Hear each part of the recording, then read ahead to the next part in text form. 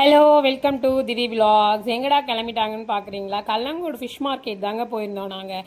ஆமாம், எங்கள் ஹஸ்பண்டோட வீக் ஆஃபு. சரி ஏதாச்சும் நல்லா சமைச்சு கொடுப்போமே அப்படின்னு சொல்லிட்டு கல்லங்கோடு ஃபிஷ் மார்க்கெட் போனோம். ஃபிஷ்லாம் சூப்பராக இருந்துச்சு. நாங்கள் போன டைமிங் தான் சரியில்லை, நிறைய கடைங்க க்ளோஸ் பண்ணியிருந்தாங்க.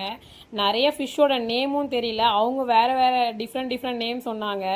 லாங்குவேஜும் எனக்கு புரியல. இங்கிலீஷில் நிறைய பேர் சொன்னாங்க, அது மட்டும் கொஞ்சம் புரிஞ்சுது எனக்கு.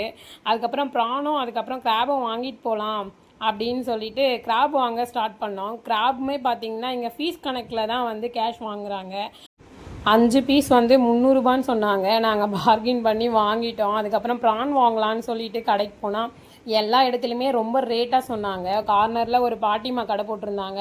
அவங்க ரொம்ப ரீசனபிளாக சொன்னதுனால அவங்கக்கிட்ட நாங்கள் பேரமே பேசலை. சரி ஓகே அப்படின்னு சொல்லிட்டு அவங்கக்கிட்ட சிரிச்சுட்டே பேசிகிட்டே எங்கே இருக்கீங்க, என்ன பண்ணுறீங்க அப்படின்னு எங்களை கேட்டுட்டு இருந்தாங்க.